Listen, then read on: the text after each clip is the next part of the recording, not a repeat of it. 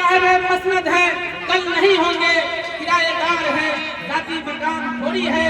यहाँ की मिट्टी में सभी का खून है शामिल, यहाँ की मिट्टी में सभी का खून है शामिल, किसी के बाप का हिंदुस्तान थोड़ी है।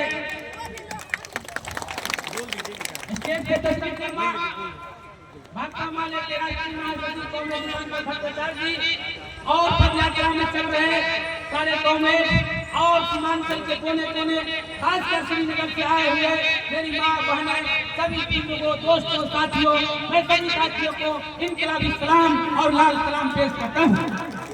साथियों, कुछ दिन पहले इस धरती पर, सीमांचल की धरती पर एक भाजपा का सरबराह मंत्री आया था और न जाने उन्होंने नफरत के सोने उगले, नफरत के अंगारे उगले और उन्होंने इस गंगा जमनी तहजीब है हिंदू मुसलमानों की, उसको खंड खंड करने की कोशिश किया और उन्होंने ये नारा दिया कि हिंदू खतरे में है। लेकिन साथियों, आज इस यात्रा के माध्यम से, आज इस समागम के माध्यम से मैं ये कहना चाहता हूँ कि आज से कुछ दिन पहले ही अयोध्या की धरती जहाँ पर कुंभ का मेला लगा हुआ है, वहाँ एक दलित 10 साल की बेटी के साथ बलात्कार किया जाता है, उसके प्राइवेट पार्ट को काट दिया जाता है, उसकी आंखों को फोड़ दिया जाता है और उसकी हत्या कर दी जाती है। उस वक्त हिंदू खतरे में नहीं पड़ता है। इसी देश के अंदर, इसी योगी के राज में एक दलित बेटी, एक दलित बहन अपने बच्चों को जन्म देती है, उसको पास पैसा नहीं होता है कि उस हॉस्पिटल का खर्चा दे सके, लेकिन मजबूर होकर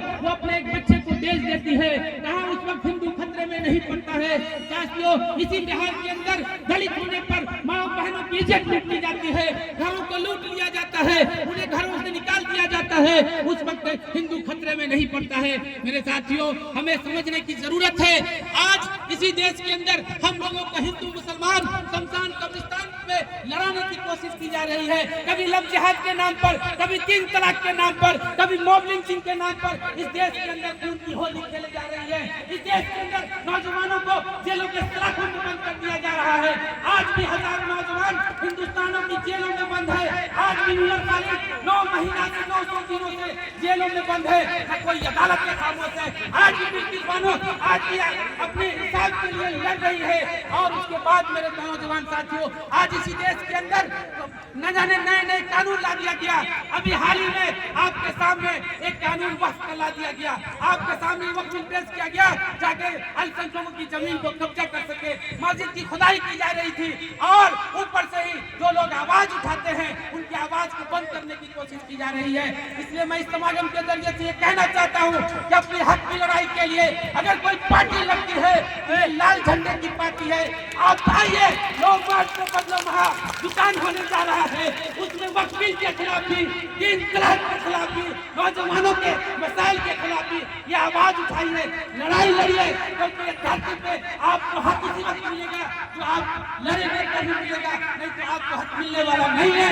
इसलिए हम आपसे अपील करने आए हैं कि 9 मार्च को आप वक्फ बिल के खिलाफ और वर्षिप के खिलाफ भारी तादाद में गाजी मैदान में चलिए और अपनी आवाज को बुलंद करिए। नहीं तो एक शायर ने कहा था कि हम ही को कातिल कहेगी दुनिया, हमारा ही कत्लेआम होगा, हम ही को खोजते फिरेंगे, हम ही पे पानी हराम होगा। इसलिए हम दलितों से, अल्पसंख्यक भाइयों से और इंसाफ पसंदों से अपील करने आए हैं, मतलब बिहार महाजुटान में आकर अपनी आवाज को बुलंद करिए। मैं साथियों लास्ट में एक बात कहना चाहता हूँ कि आज अगर आपके सामने अगर खड़ा होकर मैं बोल रहा हूँ तो भाकपा माले की देन है, नहीं तो हम जैसे नौजवानों को भी आतंकवादी का लेबल लगाकर जेलों में ठूस दिया गया। इसलिए आज आपकी लड़ने वाली अगर कोई पार्टी है तो लाल झंडे की पार्टी है, भाकपा माले है। भाकपा माले को मजबूत करिए। जब बुरा वक्त आता है तब पार्टी भाग जाती है, यही लाल झंडा खड़ा रहता है। इसी शेर के साथ मैं अपनी बातों को खत्म करना चाहूंगा। हम नसीब तो कहीं और चल, अब इस चमन में हमारा गुजारा नहीं। बात फूलों की होती तो हम कह लेते, अब तो कांटों पे भी हक हमारा नहीं। जब इस देश को लहू की जरूरत पड़ी सबसे पहले गर्दन हमारी कटी, फिर भी कहते हैं यह चमन, ये चमन हमारा है तुम्हारा नहीं। इंकलाब जिंदाबाद, भाकपा माले जिंदाबाद।